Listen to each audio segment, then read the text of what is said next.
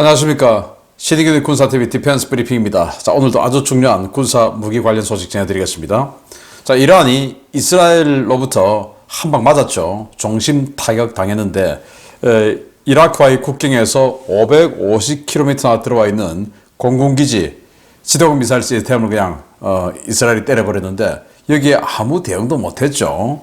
그러다 보니까 이란이 완전히 깜놀했는지 러시아로부터 긴급하게 수호이 35S 전투기를 들여온다. 쳐다본 지금 이번 달에 들어온다 라고 하는데, 아니 어떻게 전투기가 무슨 쿠팡도 아니고 사고 났다고 바로 그냥 이렇게 들어오는지 알 수 없으나 아무튼 그렇게 발표를 했습니다. 어떤 내용인지. 그러면 이 이스라엘의 F-35 또는 F-16I 뭐 이런 것들하고 공중전이 벌어질 수도 있는데, 또 이 수호이 35가 있으면 또 이스라엘 공군이 들어갈 수는 있을까?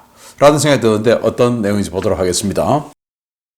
5가지 단신 먼저 보겠습니다. 베네수엘라는 이란제 CM-90 대함미사일 우리 장착한다 라고 공개를 했고, 미국의 복서 상륙함은 수리용 도크가 없어서 배치가 무기 연기되고 있는 황당한 소식까지 보도록 하겠습니다. 첫 번째입니다. 최근 이란에서 구입한 소형 미사일 보트를 공개했던 베네수엘라가 이번에는 이란에서 도입한 신형 대함미사일 CM-90을 공개했습니다. 사거리 90km의 이 미사일은 중국제 C-704를 이란이 카피한 모델인데요. 베네수엘라가 새 척을 도입한 이란제 미사일 보트에 탑재돼 운용 중인 것이 확인되었습니다. 영국이 우크라이나에 2척을 공유한 샌다운급 소위함이 우크라이나 해군 인수 절차를 마치고 작전 배치되었습니다. 튀르키예의 보스포러스 해협 봉쇄로 인해 흑해 진입이 차단된 체르니유함과 체르카시함은 해협 봉쇄가 풀릴 때까지 영국 포츠머스 해군기지를 임시 모항으로 삼아 당분간 영국 해군의 작전 통제를 받을 예정입니다. 중국, 파키스탄 공동개발 경전투기인 JF-17 블락2 세대를 구매했던 나이지리아가 JF-17을 포기하고 차세대 경전투기로 선정한 M346FA가 올해부터 인도된다는 소식입니다. 나이지리아 공군이 성명을 내고 올해부터 매년 6대씩 24대의 M346FA가 도입된다고 밝히면서 이 기종이 조종사 훈련은 물론 공중차단, 근접 항공 지원, 전술 정찰 임무에 투입될 것이라고 밝혔습니다. 러시아가 우크라이나군의 방어진지를 초토화시키기 위한 핵심 화력 지원 수단으로 토스-1A 브라티노 다연장 열압력탄 발사기를 지목하고 이 무기의 생산량을 250% 확대하기로 했다는 소식입니다. 세르게이 쇼이구 국방장관이 직접 생산 라인을 찾아 증산을 독려했다는데, 앞으로 전장에서 브라티노가 점점 더 많이 사용될 전망입니다. 지난 4월 초 전기 배치를 위해 출항했다가 방향타 하나가 손상돼 샌디에고로 긴급 회항했던 미 해군 와스프급 강수 상륙함 복서함이 수리할 도크가 없어 오도 가도 못하는 상황이 됐다는 소식입니다. 4월 11일 복귀했지만 인근의 대형 도크가 모두 작업 일정이 빼곡해서 2-3주 정도로 예상되는 방향타 교체 작업이 무기한 연기됐다는 소식입니다. 네, 베네수엘라 해군이에요. 여기 미사일 같은 게 하나 보이죠? 이게 바로 이란에서 구입한 CM-90, 사거리 90km, 탄도 중량 130kg. 그래서 뭐 위력이 대단히 센 뭐 그런 건 아닌데, 이거 실전 배치했다라고 하면서 그들이 이란으로부터 도입한 14톤짜리 고속 보트가 있어요. 여기에 뒷부분에 이렇게 한 발씩 해서 2발을 장착하는데, 야, 14톤짜리 보트에 이런 대함미사일 2발을 장착한다고 하니까 참 정말 기가 막힌데, 그런데 더 기가 막힌 건 이 남미에서, 이 베네수엘라 주변에서 이 14톤짜리 배가 이 미사일 2발을 장착하니까 그 지역 최강의 군함이 되어버렸다라는 참 웃지 못할 상황이 됐는데, 왜냐, 그 주변에 대함 미사일 장착한 군함이 없어요. 아무튼 참 뭐 이런 것도 복입니다. 우리나라는 뭐 어마어마한 전력을 가지고도 이 지역에서 가장 군사력이 떨어진다라는 참 비극인데, 여기는 이런 거 하고 그냥 모터보트에다가 이거 2발 장착했더니 이 지역 최강이 돼버린 자 이런 상황인데, 아무튼 뭐 우리 이런 지정학적 위치가 있으니까 뭐 한국이 세계 군사력 순위 몇이다 아무 의미 없어요. 우리가 이 지역에서 몇 등이냐 이게 중요하다라는 말씀을 한 번 더 드려보고요. 자, 우크라이나는 영국으로부터 소해함 2척을 기증받았습니다. 전쟁 초기에 기증받았는데, 자, 이건 이제 계량 작업 다 하고 그리고 또 운용 요원 교육을 다 받았는데 지금 전쟁이 2년이 훌쩍 넘어서도 안 끝나니까 이 보스포러스 해협 튀르키예가 통제하죠. 이걸 열어주지 않는 겁니다. 그러니까 못 들어가죠. 그래서 이 영국의 포츠머스 영국 군항이 있는 곳인데 여기에서 그냥 장기 주둔. 그래서 보스포러스 해협이 열릴 때까지는 영국에 있어야 된다라고 해서 영국 해군이 통제를 받으면서 있는다고 하니까 어떻게 보면 이 두 척의 소해함 승조원 뭐 다 합해서 뭐 한 60명 정도 되지 않을까 생각하는데 이 60명이 우크라이나 전체 거의 뭐 대통령에서부터 시민들까지 다 포함해서 가장 이른바 꿀보직이 아닐까.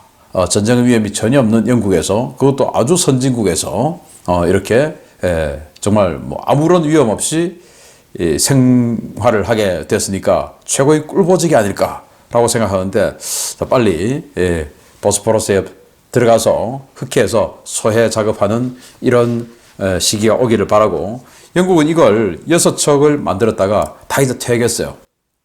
1989년도에 6척 만들었으니까 뭐 대단히 오래된 건 아닌데 다 퇴역시켰는데 이거 그냥 퇴역한 게 아니고 또 다른 나라 다 줬습니다. 그래서 에스토니아에 3척 주고 또 루마니아에 1척 주고 그리고 우크라이나에 2척 이렇게 해서 이 나토 국가들 그리고 우크라이나에 다 나눠줬다라는 건데 영국은 소해 작업 안 하는지 참 기가 차죠. 영국. 나이지리아가 중국, 파키스탄 공동 개발인 JF-17 블락 2 JF-17 중에서도 뭐 A4, A다 어쩌고저쩌고 하는 그거 세대를 일단 초도분으로 샀어요. 써보니까 이 도저히 못 쓰겠다 하고는 이거 끝! 안 돼! 더 이상 안 돼! 하고는 이탈리아로부터 이렇게 M346FA 이걸 도입했습니다. 그래서 이거 가지고 뭐 조종사 훈련부터 시작해서 훈련기니까 훈련기인데 우리 FA-50처럼 이제 전투 기능을 넣은 거죠. 그래서 조종사 훈련에서부터 항공 차단, 근접 항공 지원 뭐 다 하겠다는데 이 지역에서는 최강이죠. 아까도 말씀드렸듯이 우리 FA-50이 우리 동북아시아에서 최강은 뭐 100년이 지나도 절대로 될 수가 없겠죠. 그런데 이거 FA-50보다 성능이 훨씬 떨어지는데 이 지역 전체에서 최강의 짱을 먹는 이런 상황이니까 참 이런 것도 복이 있어야 된다라는 생각이 드네요. 자, 이걸 이제 24대 도입을 했습니다. 그 정도로 이 아프리카의 나이지리아가 보기에도 중국제 전투기 이거는 도저히 쓸 게 못 된다라는 판단이 들었다고 하는 상황이니까 얼마나 중국이 허접하냐라는 걸 한 번 더 볼 수 있는데 모든 면에서 산업, 무기 등등 할 것 없이 모든 면에서 계속 그런 모습을 유지해 주기를 기대합니다. 자, 러시아가 토스-1A 브라티노 빈자의 핵무기라고 하는 열압력탄을 쏘는 그런 무기죠. 체첸전 할 때 완전히 러시아가 고생을 하고 2차 체첸전 할 때는 이 브라티노를 가져가서 체첸을 완전히 그냥 도심을 초토화시켜버리고 들어갔던 바로 그 무기입니다.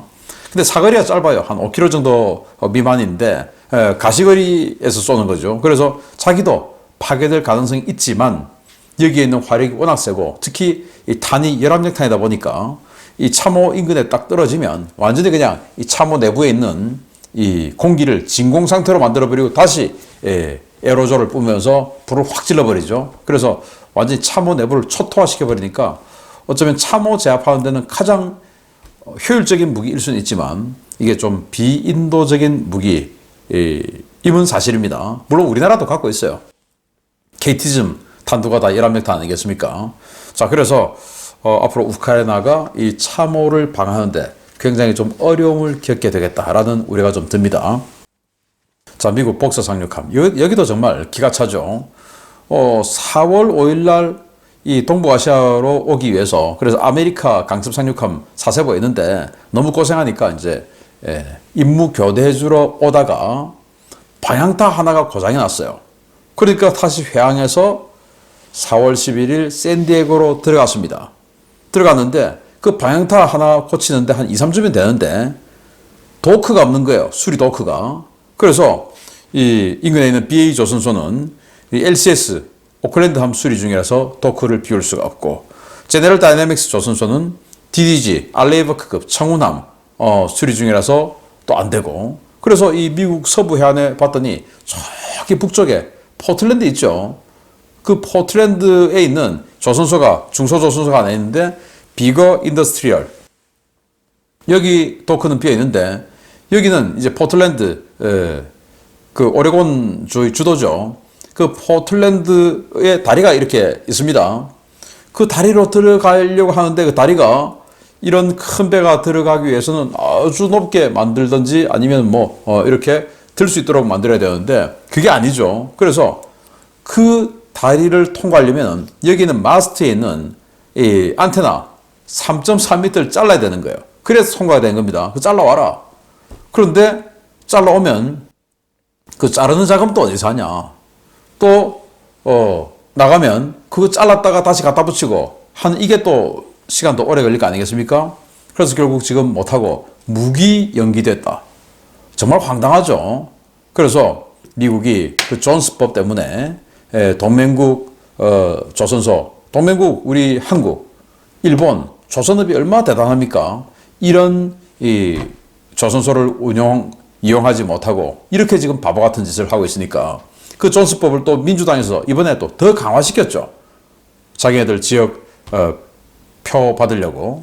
그래서 이런 것들은 미국 국익을 생각해서 빨리 존스법은 바꿀 필요가 있다라는 생각이 드네요. 자, 이렇게 되면 이제 아메리카함은 더욱더 과부하가 걸릴 테고, 아메리카함이 과부하 걸리니까 또 임무를 또 분담해 줘야 되는데 얘가 와서 분담해 주려고 했는데 안 되니까 일본의 이즈모, 카가 이런 일본 경항모에게 또 그 임무가 갈 테고 일본의 유상은 또 올라가고, 정말 참 그렇네요.